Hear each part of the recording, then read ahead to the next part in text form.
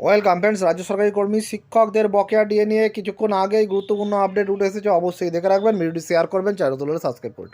দেখুন কী বলা হচ্ছে, মার্চেই পুরনো ডিএর প্রথম কিস্তি দিয়ে দিতে হবে। মুখ্যমন্ত্রীর ঘোষণার পর নবান্নে এখন হিসাব কষার তোড়জোড়। সুপ্রিম কোর্টের নির্দেশ মেনে বকেয়া ডিএ দিচ্ছে সরকার। রাজ্য সরকারের মহার্ঘ ভাতা কার্যকর করার পদক্ষেপের জন্য অপেক্ষা করছে সরকারি কর্মীরা। রবিবার নির্বাচন কমিশন ভোট ঘোষণার আগে মুখ্যমন্ত্রী মমতা বন্দ্যোপাধ্যায় ডিএ নিয়ে ঘোষণার পর সেই অপেক্ষার প্রহর আরও দৃঢ় হয়েছে। চলতি মাস থেকেই ডিএ প্রদান শুরু করতে চায় রাজ্য সরকার। ইতিমধ্যে এই সংক্রান্ত সরকারি বিজ্ঞপ্তি জারি হয়েছে। ফলায় নবান্নে শুরু হয়েছে জোর কদমে হিসাব নিকাশ। কার প্রাপ্য কত তা নির্ধারণে ব্যস্ত অর্থ দপ্তরের আধিকারিকরা। অর্থ দপ্তর সূত্রে জানা গিয়েছে, প্রথম ধাপে 2016 জানুয়ারি থেকে 2019 সালের ডিসেম্বর পর্যন্ত জমে থাকা বকেয়া ডিএ মেটানো হবে। এই 4 বছরের বকেয়া অর্ধেক চলতি মার্চ মাসেই দেওয়া হবে এবং বাকি অর্ধেক পুজোর আগে আগামী সেপ্টেম্বর মাসে মিটিয়ে দেওয়ার পরিকল্পনা নেওয়া হয়েছে। ফলে কর্মীদের একাংশ মার্চেই উল্লেখযোগ্য অঙ্ক পেতে চলেছেন।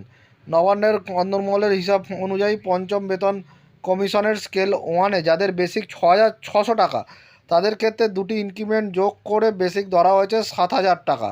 এই নিরিখে 2016 থেকে 2019 এই 4 বছরে মোট বকেয়া ডিএ দাঁড়াচ্ছে 1,94,400 টাকা। তার অর্ধেক অর্থাৎ প্রায় 74,700 টাকা মার্চেই পাওয়ার সম্ভাবনা তৈরি হয়েছে। ডিএ নির্ধারণের ক্ষেত্রে মূলত কর্মীর বেসিক বেতনের ওপর নির্ভর করে হিসাব করা হয়। কেন্দ্র ও রাজ্য সরকারের ডিএর ফারাক ধরে দীর্ঘ সময়ের হিসাব কষা হচ্ছে।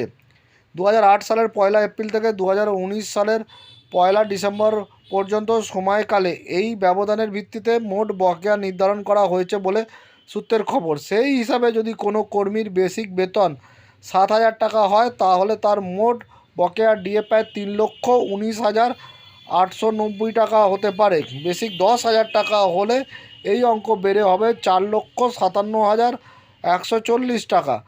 আর 15,000 টাকা বেসিকের ক্ষেত্রে বকেয়া পৌঁছে যাচ্ছে 6,85,720 টাকা। ফলে বিভিন্ন স্তরের কর্মীদের মধ্যে ইতিমধ্যেই নিজেদের প্রাপ্য নিয়ে হিসাব কষা শুরু হয়েছে।